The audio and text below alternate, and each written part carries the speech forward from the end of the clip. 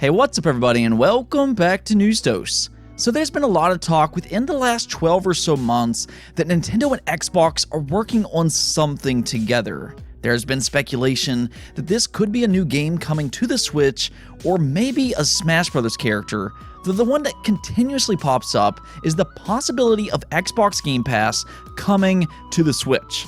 Well, thanks to some new legal documents made public, it does in fact look like Xbox and Nintendo are indeed working on something together, and we will talk about that today.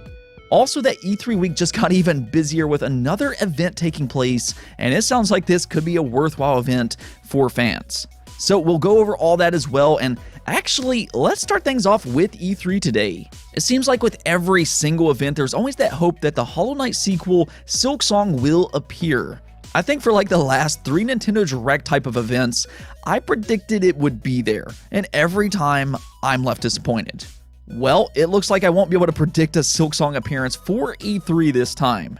Yes, unfortunately, Team Cherry did confirm that they will not be at E3, and there won't be a blog post either. So sadly, that means once again, we will have to wait a little longer before getting a re-reveal of the heavily anticipated sequel. I mean, honestly, for a lot of people, Hollow Knight is the absolute best Metroidvania game ever made. I think it's either that or Ori and the Will of the Wisps myself. I mean, Ori focuses a little bit more on platforming, but yeah, Hollow Knight is absolutely a phenomenal game, and fans are rightfully excited for it. They did originally reveal Silksong in 2019, and it did include a lot of gameplay. There was always that impression that it would release sooner rather than later, so I know fans are disappointed every time they don't see it show up. However, just based off the quality of Hollow Knight, I think the wait will be more than worth it. I mean, really, even from what we saw 2 years ago, it looked fantastic. Now, even though Silksong won't be at E3, there is an off chance that it will show up at some other events throughout 2021. It sounds like there will be a number of events planned for 2021, so not all hope is lost on a soonish Silksong reveal. Let's talk about Nintendo though, because they made a few strange announcements last night that has fans a little on edge. Nintendo does do this type of thing every once in a while, where they do make some head-scratching decisions, to say the least. I like Nintendo and everything, but they do make some odd decisions from time to time, and that's been evident with Nintendo Switch Online for quite a while. Of course, if you're a Nintendo Switch Online subscriber, you'll get access to their classic gaming libraries filled with old Nintendo and Super Nintendo games. And this is a nice little incentive on getting you to subscribe to their online service, or at least on the surface. I mean, there's a lot of great games on Nintendo, and especially the Super Nintendo. However, every time Nintendo reveals more games, it just kinda leaves you wanting more, and that's exactly how I'm going to explain their newly revealed lineup. So let's just kinda check it out. 5 new games will be heading to Nintendo Switch Online, and this includes Super Baseball Simulator 1000, Caveman Ninja, Magical Drop 2, Spanky's Quest, and Ninja Jaja Maru-kun. Yeah, out of all the retro games they had to choose from, this is what Nintendo decided to give fans. Fans will still have to wait for Earthbound, I guess, but as somebody who pays for Nintendo Switch Online, this is not a lineup you want to see. Now, I'm not saying that these are bad games per se, because I don't think that at all. After watching the trailer for these games, some of them do look kind of fun, but it's missing that one big title that will make a large majority of fans happy. I mean, if this included, like, let's say, Earthbound or Super Mario RPG, fans would probably have been thrilled. Those are highly requested games and, quite frankly, kind of obvious choices, and if the Wii U can get them, so should the Switch, which is a much more popular device. Sadly, Nintendo hasn't worked out a way to carry over purchases from previous consoles, but putting them into a service like this would make Nintendo Switch Online much more worth it. For the time being though, it just seems that they're throwing random things into it at this moment. I do think that they need to improve their lineups, and for that matter, let's find a way to get other legacy Nintendo consoles on the Switch. I mean, having something like the GameCube, Nintendo 64, or Game Boy Advance games on the Switch, that would just be absolutely amazing. Again though, I'm not saying that these games that they announced are bad. Some of them do look fun, and hopefully you all enjoy them. The other thing that they revealed though was a new Amiibo figure for Zelda Skyward Sword HD. Now, I don't usually talk about Amiibo figures on the channel, but this is a special case. So first off, this is a Zelda and Loftwing figure, which actually looks really good. Just from the way it looks, it's one of their more appealing amiibos to date in my opinion. However, it does go for $25, which is more expensive than they usually are. Usually you can get them for $13 to $16, but this one is more expensive. That's not really the main problem fans are having though, but rather it's with its feature. Of course, amiibos always have some extra feature included that you can use in your game, but for the most part, they're not all that noteworthy. With this figure, however, they're actually locking a quality of life improvement behind it. So the quality of life improvement is a quick travel feature where if you tap your amiibo to your Switch, you will then be able to return to the sky and fly to other locations. Without this option, the only way to do this is by reaching a save point. So it is a nice overall improvement, but unfortunately, it is locked behind a $25 amiibo and not everybody's happy with that. I mean, to be fair, it's not exactly an earth-shattering improvement, but there was already a controversy surrounding the price of Skyward Sword, so this just kind of adds to that. If you're not really into collecting amiibos, this is just an added cost to make your game better.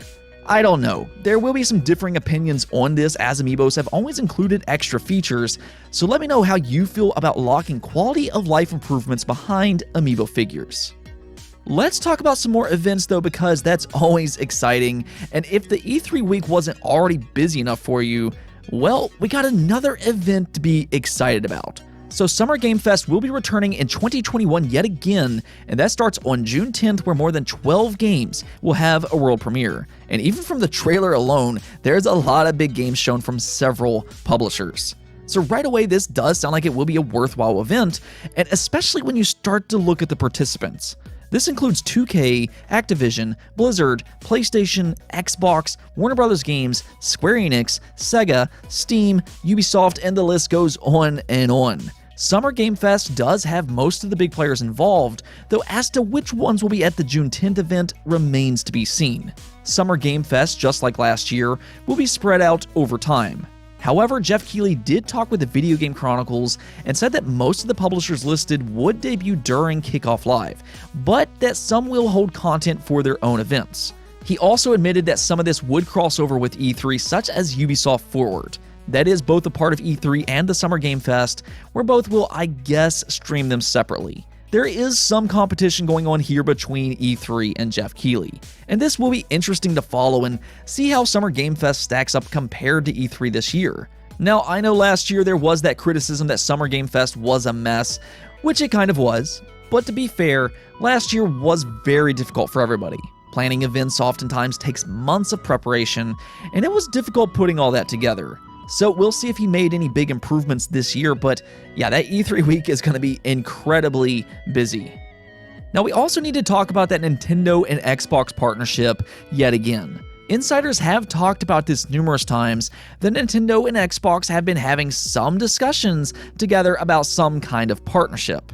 Well, it sounds like these publishers were absolutely onto something after all. So the Epic vs. Apple court case is still ongoing, and other game publishers and platform holders have been drug into this whole mess as well. And because of that, several documents have made their way online, and it kind of gives us a closer look as to how the game industry works behind the scenes. Well, a rather interesting document popped up online that was heavily redacted by Nintendo because it reflects competitively sensitive information about negotiations between Nintendo and Microsoft. Now, all of this has to be answered in court, of course, but sensitive information like this can be redacted and hidden as they don't want it to go public. It is intriguing, though, to see Nintendo and Microsoft have negotiations with each other, and that begs the question, what are these negotiations about? Well, from what we can see, it does appear to be related to Xbox Game Pass on the Nintendo Switch. They do specifically mention the Game Pass content team and other key gaming leaders being involved with these discussions. The whole topic of this document was about bringing xCloud game streaming to iOS and Apple devices. They then asked why Xbox would have discussions about streaming on iOS Apple devices, but not something that was then redacted. Well, Nintendo was actually the ones that redacted this information, more than likely because this would be about the Switch, or at least that's the easy assumption to make. So this is very likely about Nintendo and xCloud or Xbox Game Pass negotiations, which has already been widely rumored. In fact, it was just a week or so ago when we learned from this very same case that Phil Spencer has not given up on getting Xbox Game Pass on other consoles. Obviously, the Switch would be a great fit as it's a hardcore mobile device with 80+ million users and still rapidly growing. I have no doubt in my mind that Microsoft would absolutely love to get Xbox Game Pass on the Switch. However, I've always kind of been skeptical about this topic because I can't really see Nintendo wanting a competing subscription service on their platform, as they will want their users to buy their games on the eShop instead. So that's where I see a major problem with something like this, but it does appear the two has had negotiations in some shape or form. Now, we don't know exactly what was said here and whether these negotiations are still ongoing, completed, or if they fell through. We just don't know. But based off this document, they have definitely talked about it between each other. Now, as a fan of both Xbox and Nintendo, I think it would be an awesome partnership, but I still would be surprised if they somehow managed to get Xbox Game Pass on the Switch. Maybe they just get something like xCloud and Azure and then do their own thing with game streaming. Sony did something like that with PlayStation Now, so maybe Nintendo does something similar. Let me know what you think about all this, though. Do you think Xbox Game Pass will actually come to the Nintendo Switch? Let me know in the comments below. Moving on, PlayStation also made an announcement today, and this is a good one. So The Last of Us Part 2 launched last year for the PS4, but thanks to backwards compatibility, you can also play it on the PS5. Well, now The Last of Us Part 2 has received a free upgrade enhanced for the PS5. Yeah, you will now be able to play The Last of Us Part 2 at 60 frames per second on your PlayStation 5. Digital Foundry actually just put out a video on its performance, and like other upgraded PS4 games, it does seem to run very well. Sony has been doing a good job with this for the PlayStation 5 so far. Days Gone, God of War, and Ghost of Tsushima has also received free upgrades, and you just gotta love this type of stuff.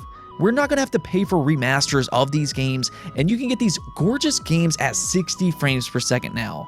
There was some concern heading into this generation that they would charge for The Last of Us Part 2 remaster, but luckily that's not the case after all.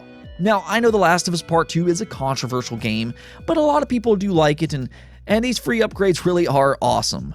I'm still hoping for a Death Stranding and Bloodborne update myself, but yeah, you can download this upgrade today completely free of charge, so go check that out.